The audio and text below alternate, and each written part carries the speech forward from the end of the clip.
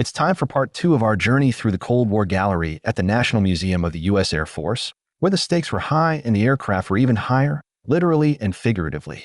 Today, we're revealing more Cold War giants that shaped Air Force history, so let's soar into the action.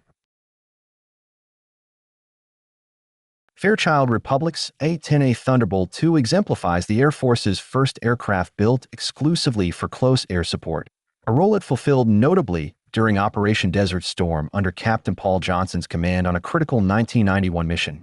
Known as the Warthog for its rugged appearance and survivability, it features a titanium-armored cockpit and redundant systems, allowing it to sustain significant damage while completing missions.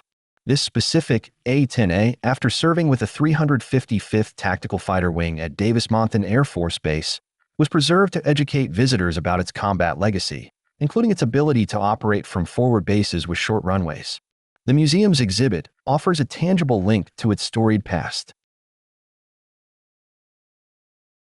Lockheed's AC-130A Spectre was a pioneering gunship converted from the C-130 Hercules, first deployed to Vietnam in 1967 for night attacks against ground targets with its side-firing weaponry, including miniguns and cannons. Named Azrael after the Angel of Death, it saw significant action in Operation Desert Storm on February 26, 1991, as its Air Force Reserve crew destroyed Iraqi convoys fleeing Kuwait along Highway 80, facing intense anti-aircraft fire. After serving with the 919th Special Operations Wing, it was retired in October 1995 and transferred to the museum, where it now stands as a testament to its role in providing close air support and interdiction. Its advanced sensors and targeting systems, such as infrared and low-light television, revolutionized the gunship concept, making it a vital asset in multiple conflicts. Bombers displayed in the Cold War gallery offer a compelling look at the Air Force's ability to project power across continents, with aircraft like the supersonic B-1B Lancer and the nuclear-capable B-58A Hustler highlighting the race for speed and deterrence. These machines, spanning decades of Cold War history, reflect the shift from brute force to precision and stealth, captivating aviation enthusiasts and historians alike. The Convair B-36J Peacemaker was the last of its kind to fly, arriving at Wright-Patterson Air Force Base on April 30, 1959, marking the end of the B-36 era. This massive bomber, designed during World War II and entering service in 1948, boasted 6 pusher piston engines and 4 jet engines, enabling it to carry a 72,000-pound payload over intercontinental distances without refueling. It represents the Air Force's early Cold War strategic deterrence, capable of reaching Soviet targets from U.S. bases, though it never saw combat. Its enormous size, 230-foot wingspan and 162-foot length, alongside its technological complexity, including a crew of 15 and advanced radar systems, make it a standout exhibit highlighting the transition from piston to jet-powered bombers. Convair's B-58A Hustler, delivered in 1961, was a Cold War-era supersonic bomber that combined speed, altitude, and nuclear capability, achieving a service ceiling of 63,000 feet with its 4 afterburning jet engines. Dubbed Greased Lightning, it made history with its 1962 record flight, covering 4,600 miles in 4 hours and 41 minutes, demonstrating the Air Force's ability to strike distant targets rapidly during heightened tensions with the Soviet Union. Retired in 1970 after less than a decade of service, it was one of the last Hustlers to fly before arriving at the museum, where it now stands as a testament to its ambitious design. Its display, complete with its distinctive pod for weapons or fuel, illustrates the Air Force's brief embrace of high-speed bombers before transitioning to more versatile aircraft like the B-52.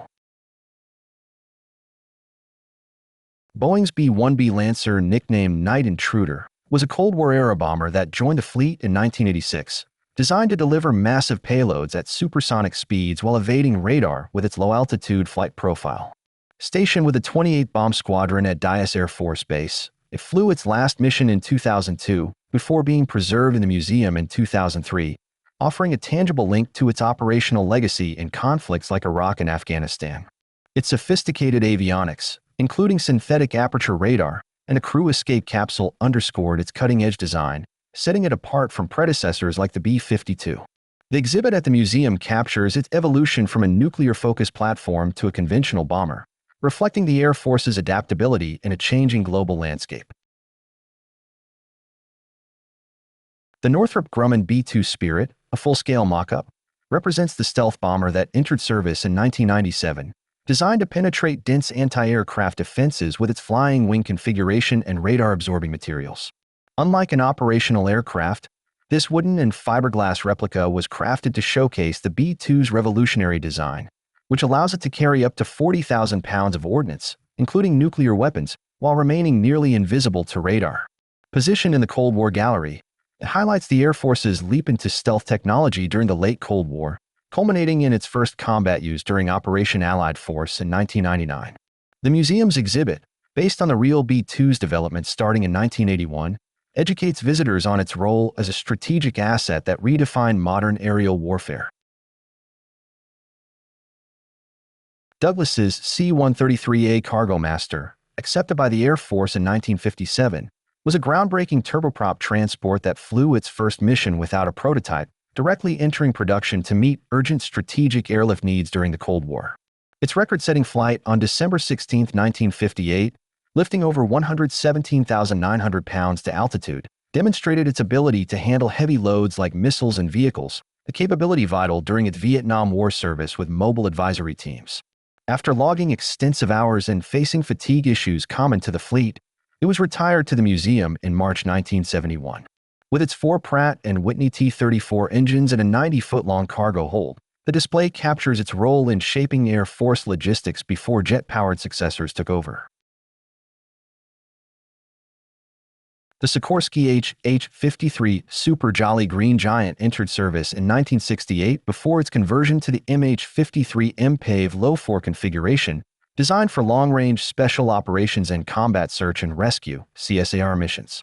This specific helicopter carried the command element during Operation Ivory Coast, the 1970 raid on the Son Tay prison camp in North Vietnam, and later flew in Operations Desert Storm and Iraqi Freedom, showcasing its versatility across decades. Retired on March 28, 2008 after its final combat mission in Iraq, it arrived at the museum in July 2008, painted in its Iraq War camouflage. Equipped with terrain-following radar, forward-looking infrared, and the interactive defensive avionics system, it represents the Air Force's pinnacle of heavy-lift helicopter technology until its replacement by the V-22 Osprey. The Bell-Boeing CV-22B Osprey, utilized by the U.S. Air Force Special Operations Command, has been pivotal in conducting long-range infiltration, exfiltration, and resupply missions, leveraging its tilt-rotor design to access austere environments where traditional aircraft struggle. Its speed and vertical takeoff capabilities enabled rapid response during critical operations, such as the 2021 rescue of an American hostage in Nigeria, flying from Nigeria to Spain post-mission. The Cold War Gallery showcases an impressive array of fighter aircraft, including the supersonic F-100D Super Sabre and the stealthy F-117A Nighthawk, each representing pivotal advancements in aerial combat technology during the tense standoff with the Soviet Union. Many of these fighters, like the F-102A Delta Dagger, were integrated with the Semi-Automatic Ground Environment (SAGE) system, a groundbreaking network that linked interceptors to ground radar for real-time targeting and defense coordination. The Avro CF-100 Mark IV-A represents Canada's only homegrown jet fighter to see widespread operational use, entering RCAF service in 1953 with the 445 Squadron and later transitioning to the 428 Squadron. This two-seat aircraft, delivered to the museum in 1964 after its retirement, features a sleek design with twin Orinda 8 engines, reflecting Avro Canada's ambition to meet NATO's need for high-altitude, all-weather defense against Soviet bombers. Its armament, originally including machine guns, was stripped before preservation, emphasizing its current role as a historical artifact rather than a combat-ready machine. The museum's exhibit underscores its contribution to North American air defense, showcasing a pivotal piece of Cold War technology from a U.S. ally. The Panavia Tornado GR-1 is a British RAF veteran acquired in 1998 via a trade with the Imperial War Museum Duxford, embodying the multinational effort that began in 1968 to produce a cutting-edge strike aircraft for NATO forces. Its operational history includes key deployments in the 1991 Gulf War, where it conducted daring low-level attacks against Iraqi infrastructure using the JP-233 munition, a system showcased alongside it to highlight its battlefield impact. With a design focused on speed and survivability, including swing wings and advanced avionics, the Tornado served the RAF until upgrades to later variants like the GR4 took over. This well-preserved example underscores the Air Force's interest in Allied technology, providing visitors a glimpse into the collaborative defense strategies of the Cold War era. North American's F-82 twin Mustang, dubbed Betty Joe, was accepted in 1946 and became famous for its 5,051-mile nonstop flight from Hawaii to New York in 1947, averaging 347.5 miles per hour under Colonel Thacker's command, a record still held by propeller-driven fighters. Designed as a long-range escort with two connected P-51-inspired fuselages and dual Merlin engines, it was intended to accompany bombers over vast distances, but production delays kept it from World War II combat, leading to its Cold War-era use. After its historic flight, it served the National Advisory Committee for Aeronautics, NACA, for engine research until 1957, when it was damaged and subsequently retired to the museum, repainted as an F-82G night fighter variant. Its dual Rolls-Royce Merlin engines and twin cockpit design for a pilot and co-pilot/navigator highlight its unique engineering, aimed at reducing fatigue on extended missions. The Republic F-84F Thunderstreak entered service in 1954 as a swept-wing jet fighter bomber, designed to deliver tactical nuclear and conventional weapons during the Cold War, powered by a single Wright J-65 engine. This specific aircraft served with the 401st Fighter Bomber Wing at England Air Force Base, Louisiana, before its retirement and transfer to the museum in 1970, where it now resides painted in Vietnam-era camouflage. Capable of carrying up to 6,000 pounds of ordnance, including bombs and rockets, and reaching speeds over 650 miles per hour, it bridged the gap between straight-wing jets and more advanced designs like the F-100. The exhibit highlights its role in NATO's nuclear deterrent strategy and its combat-ready design, preserved as a symbol of the Air Force's early jet age evolution. The North American F-86D Sabre entered service in 1953 as an all-weather interceptor variant of the iconic F-86, equipped with a nose-mounted radar and 24 Mighty Mouse rockets instead of machine guns. This specific aircraft served with the 97th Fighter Interceptor Squadron at Wright-Patterson Air Force Base during the Cold War, tasked with defending U.S. airspace against Soviet bombers before its retirement and donation to the museum in 1961. Powered by a General Electric J-47 engine with an afterburner, it could reach speeds over 690 miles per hour, integrating with the Sage air defense system for radar-guided intercepts. It showcases its distinctive dog-nose radar dome and its role in transitioning the Air Force to jet-age air defense, preserved as a key artifact of 1950s technology. The North American F-86H Sabre is presented with its stress skin removed to reveal the intricate internal framework and systems of this iconic Korean War-era jet fighter. Delivered to the Air Force on February 18, 1950, this aircraft served with the 1st Fighter Group, the oldest fighter unit in the Air Force, before its retirement and eventual transfer to the museum in October 1970. Powered by a General Electric J-47 engine, it was the first U.S. swept-wing fighter to exceed Mach 1 in a dive, playing a pivotal role against MiG-15s in Korea's MiG Alley. The exhibit offers a rare educational glimpse into the Sabre's construction, highlighting its lightweight aluminum structure and the technology that made it a Cold War legend. The Northrop F-89J Scorpion entered service in 1956 as an all-weather interceptor, uniquely equipped to carry the MB-1 Genie nuclear air-to-air rocket, making it the first operational aircraft to fire such a weapon during a test on July 19, 1957. This specific aircraft served with the 59th Fighter Interceptor Squadron at Labrador's Goose Bay during the Cold War, defending North American airspace before its retirement and transfer to the museum in 1960. Powered by two Allison J-35 engines with afterburners, it could reach speeds over 600 miles per hour and featured a radar operator in the rear cockpit to guide the pilot toward targets. It showcases its role in the Air Force's nuclear-armed air defense strategy, preserved as a rare example of early jet interceptor technology. Lockheed's F-94C, accepted in 1951, served with the 84th Fighter Interceptor Squadron before retiring to the museum in May 1957, where it stands as a testament to early jet interceptor innovation. Developed from the T-33 trainer, It featured a slimmer wing, a powerful afterburning J-48 engine, and 48 rockets, 24 in the nose and 24 in wing pods, replacing guns to tackle high-altitude Soviet bombers, though its nose rockets posed operational challenges. Its service life ended in 1959 as newer interceptors like the F-102 emerged, but its role in the Air Force's air defense network, including SAGE integration, was significant. This aircraft highlights Lockheed's rapid adaptation of jet technology during the Cold War, preserved for its historical and engineering significance. The F-100D Super Sabre was a Thunderbird aircraft from July 1964 to November 1968, embodying the team's return to the Hun after a brief stint with the structurally flawed F-105 Thunderchief.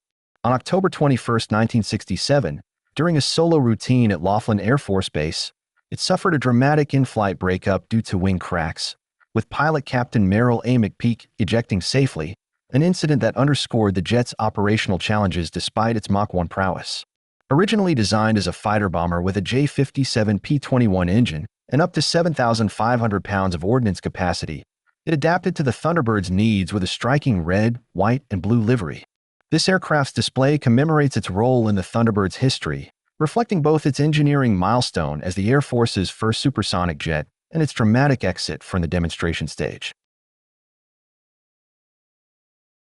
McDonnell's F-101B, accepted by the Air Force in 1959, was a Cold War interceptor that flew with the 18th Fighter Interceptor Squadron, guarding against Soviet threats from Grand Forks Air Force Base until its final flight to the museum in 1981. Its design included a robust airframe, twin afterburning engines, and a weapons bay for nuclear-tipped Genie rockets, tailored to intercept bombers at long range with the aid of its sophisticated fire control system.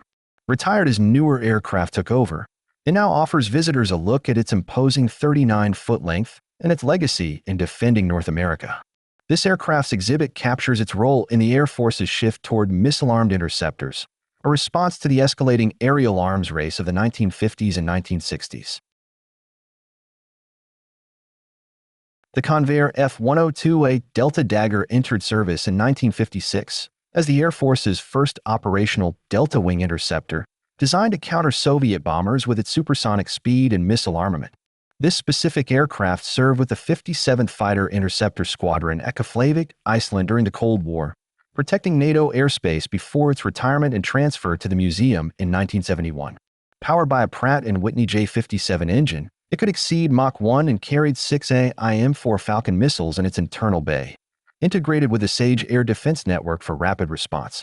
It showcases its sleek, tailless design and its pivotal role in transitioning the Air Force to jet-age air defense. Lockheed's F-104C Starfighter, accepted by the Air Force in 1958, was a Cold War-era jet that served with the 479th Tactical Fighter Wing, flying combat sorties from Da Nang during the Vietnam War in 1966 to 1967 until its retirement to the museum in 1975. Engineered by Lockheed's Skunk Works under Kelly Johnson, it boasted a top speed of Mach 2.2 and a climb rate of 48,000 feet per minute, prioritizing performance over durability, which led to its nickname, Missile with a Man in it, and a mixed operational record. Its Vietnam service included protecting strike packages and conducting armed patrols, equipped with a 20mm cannon and sidewinders, though its lightweight frame made it less suited for prolonged engagements. It represents the Air Force's bold experiment with extreme speed and its adaptation to real-world conflicts. The Convair F-106 Delta Dart entered service in 1959 as the Air Force's ultimate all-weather interceptor, designed to counter Soviet bombers with its Delta Wing design and Mach 2 speed. This specific aircraft served with the 87th Fighter Interceptor Squadron at K.I. Sawyer Air Force Base during the Cold War, equipped with a Hughes MA-1 fire control system and 4 AI-4 Falcon missiles, plus an AIR-2 Genie nuclear rocket, before retiring to the museum in 1988. Known as the Six, it set a world speed record of 1,525.96 miles per hour in 1959, showcasing its prowess as the fastest single-engine jet of its time.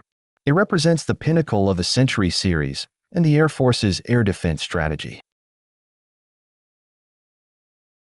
McDonnell Douglas's F-4G Wild Weasel, originally an F-4E accepted in 1969, was reborn in 1978 as a radar hunting variant, serving with the 35th Tactical Fighter Wing and retiring to the museum in 1996 after excelling in Operation Desert Storm.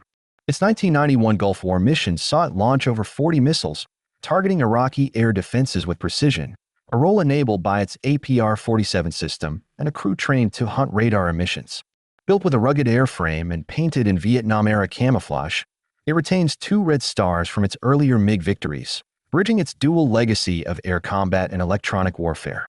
This aircraft illustrates the Air Force's shift towards specialized suppression of enemy air defenses operations.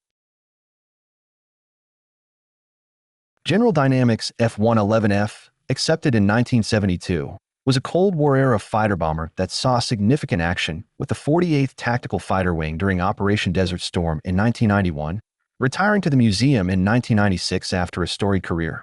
Engineered with variable geometry wings and a paved tack targeting system, it excelled in precision strikes, carrying a mix of laser-guided bombs and missiles at speeds up to Mach 2.5, making it a formidable asset in modern warfare. Its service included the 1986 Operation El Dorado Canyon raid on Libya, but its Desert Storm missions cemented its reputation for deep interdiction and night operations.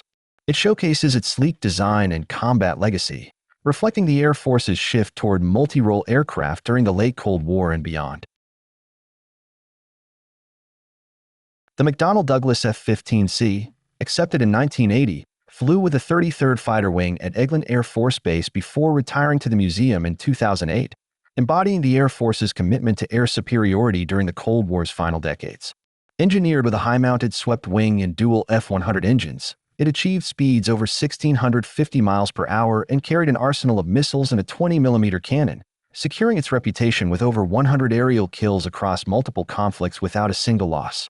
Its service included critical roles in the Gulf War and Balkans, where its radar and avionics gave pilots a decisive edge in dogfights and beyond visual range engagements. The exhibit highlights its sleek design and pivotal role in maintaining U.S. air dominance, reflecting its evolution from a 1970s concept to a modern warfighting legend. The General Dynamics F-16A Fighting Falcon joined the Air Force Thunderbirds in 1982 as one of the first F-16s assigned to the team, marking their transition from the T-38 Talon to a supersonic fighter. This aircraft performed with the Thunderbirds until 1992, when the team upgraded to F-16C models, after which it was retired and transferred to the museum to preserve its demonstration history. It featured a distinctive red, white, and blue paint scheme, with its cannon replaced by a smoke-generating system for airshows. The exhibit showcases its role in captivating audiences worldwide, reflecting the Air Force's precision and technological prowess during the Cold War era. The Lockheed F-117A, accepted in 1982, was a stealth pioneer that flew with the 37th Tactical Fighter Wing during Operation Desert Storm in 1991, retiring in 2008 and arriving at the museum in 2011 after decades of classified service. Its unique, faceted design minimized radar cross-section, powered by twin F-404 engines, and carried precision munitions, making it a game-changer in conflicts from Panama, 1989, to Iraq, where it targeted key infrastructure undetected. Developed in the late 1970s under intense secrecy, it remained a black project until 1988, with unexpected guests symbolizing its surprise strikes on enemy defenses. It represents the Air Force's bold shift to stealth technology, preserved as a striking artifact of innovation that reshaped aerial warfare.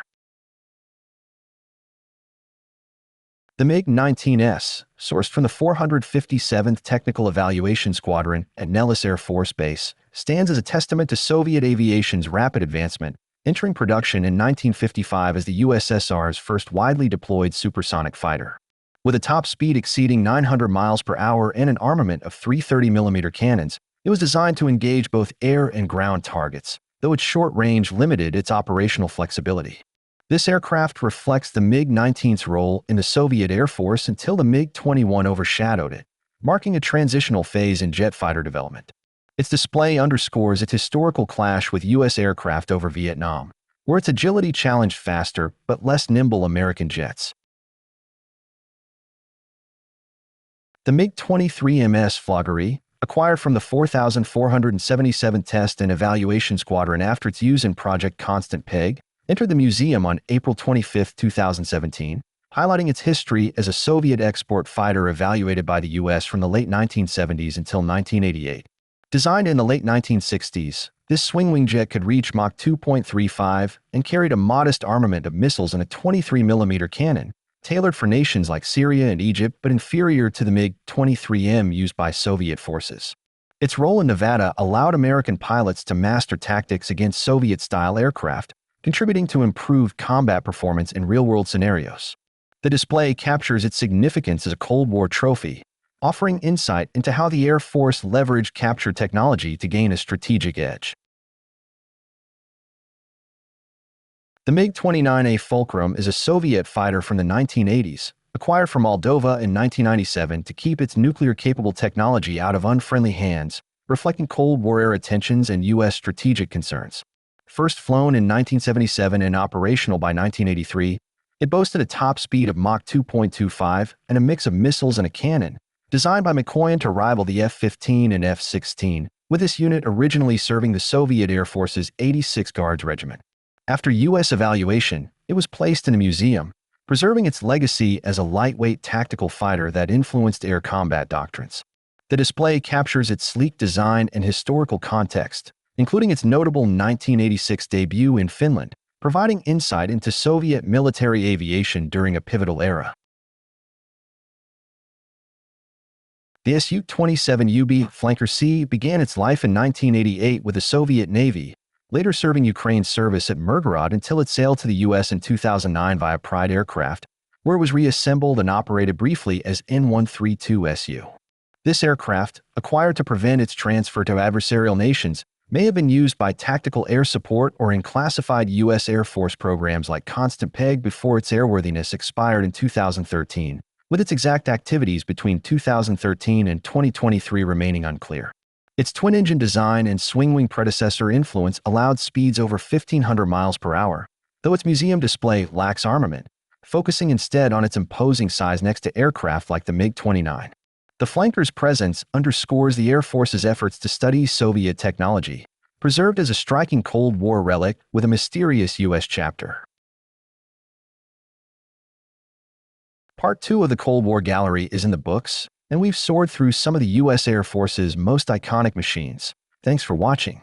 Stick with us by liking and subscribing, because there's plenty more history to unpack in our next installment.